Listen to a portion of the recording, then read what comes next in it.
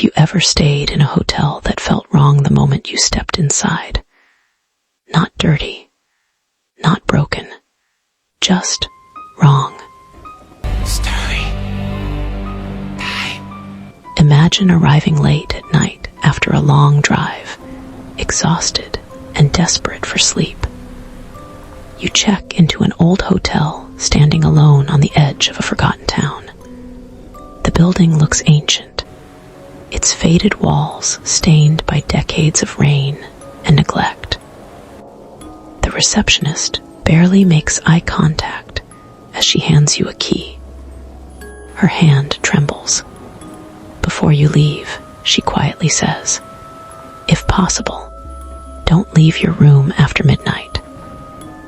You laugh, assuming it's some local ghost story meant to entertain tourists. But she doesn't smile.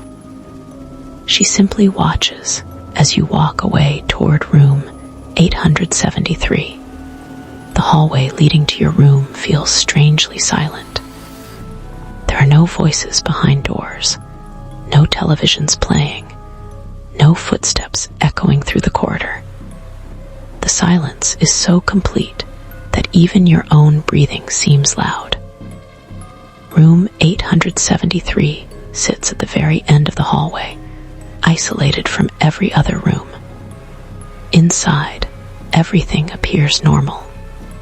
The furniture is old but functional. The bed is neatly made. The bathroom is clean. Nothing seems unusual. You order food, watch videos on your phone, and eventually fall asleep. Hours later, at exactly 3:07 in the morning, you wake to the sound of 3 slow knocks on the door. Knock, knock, knock. The sound is deliberate, almost patient. Half asleep and annoyed, you glance at the clock. 3:07 a.m. The knocking comes again. Knock, knock, knock. You approach the door and look through the peephole. The hallway is empty. No one is there. Just as you begin to wonder if you imagined it, the room phone suddenly rings. The sharp sound nearly makes you jump. You answer. The receptionist is on the line, but her voice sounds different now. She sounds frightened. "Did someone knock on your door?" she asks. Confused, you tell her yes. There is a brief silence before she whispers, "Whatever happens, do not open the door." Then the line goes dead. You stare at the receiver, trying to make sense of the warning. It feels ridiculous. Yet something about her voice leaves you uneasy. As you glance back toward the door, you notice a single wet footprint on the carpet outside. Just one. As though someone stood there moments ago and then disappeared. You look through the peephole again. The hallway remains empty. But this time, at the far end of the corridor, you spot a dark figure standing motionless beneath a flickering light. Before you can focus on its features, the light blinks once, and the figure is gone. You lock the door and return to bed, telling yourself there must be a reasonable explanation. Yet sleep refuses to come. Minutes pass in silence. Then you hear it, breathing, slow, heavy breathing coming from somewhere inside the room. Your body goes rigid. The sound seems to be coming from beneath the bed. Gathering your courage, you switch on your phone's flashlight and kneel beside the mattress. The breathing stops. The room becomes silent. Slowly, you point the light underneath the bed. Nothing.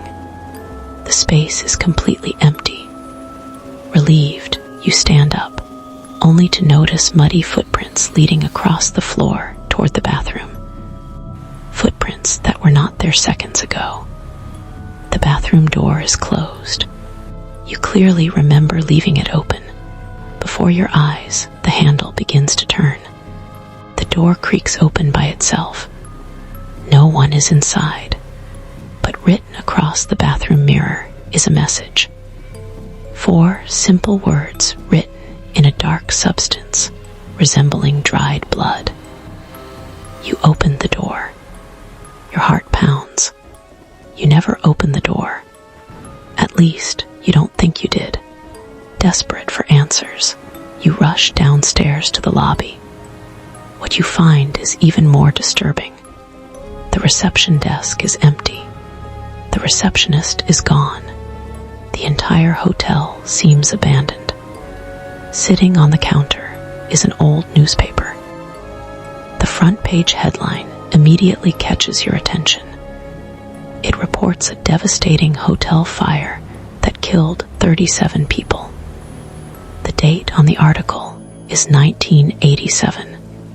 The photograph accompanying the story shows the exact same hotel. The same hallways, the same furniture, the same room numbers. But according to the article, room 873 was destroyed during the fire and never rebuilt. Official records state that the room no longer exists. As you continue reading, something changes. The lobby begins to look older. Dust gathers across surfaces that were clean moments ago. The lights dim. A faint smell of smoke fills the air. Then you hear voices. At first, they are distant, almost impossible to understand. Gradually, they become louder, crying, screaming, pleading. You slowly turn around. Standing throughout the lobby are dozens of people. Their bodies are burned beyond recognition. Their skin is blackened. Their clothing hangs in charred strips. Every single one of them is staring directly at you. Then, without warning, they all turn their heads toward the elevator. The doors slide open. Something steps out. The creature is impossibly tall.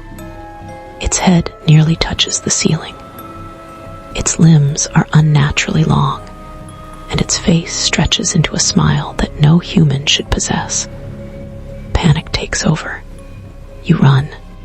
You sprint through hallways, down staircases, around corners. Yet, no matter which direction you choose, you always find yourself back at room 873. Every hallway leads there. Every staircase ends there. Every elevator opens there. The hotel has become a maze with only one destination. Eventually, exhausted and terrified, you lock yourself inside the room once again. Moments later, 3 familiar knocks echo through the door. Knock, knock, knock. Then silence. Minutes pass. Nothing happens. The knocking does not return. Slowly, your breathing begins to calm. Maybe whatever was chasing you has gone away. Maybe the nightmare is finally over. Then your eyes fall upon a photograph resting on the dresser. You are certain it wasn't there before. The image shows a group of hotel guests standing together and smiling for the camera. As you study the faces, your blood runs cold. One of those faces belongs to you. Yet the photograph is dated 1987, decades before you were born. The room phone rings one final time. You answer. This time the voice on the other end does not sound human.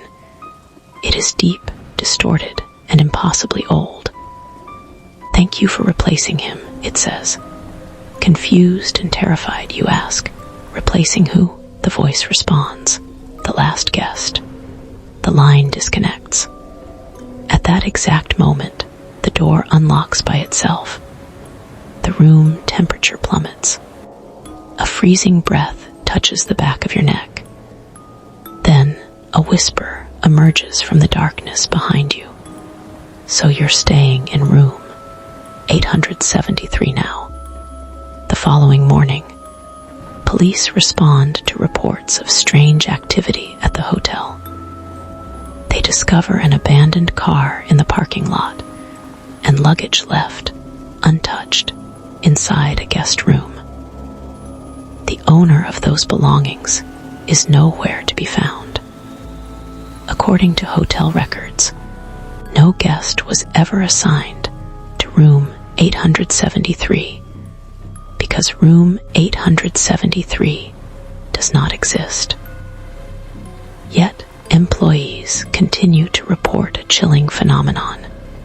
Every night at exactly 3:07 a.m., 3 slow knocks echo through the hallway.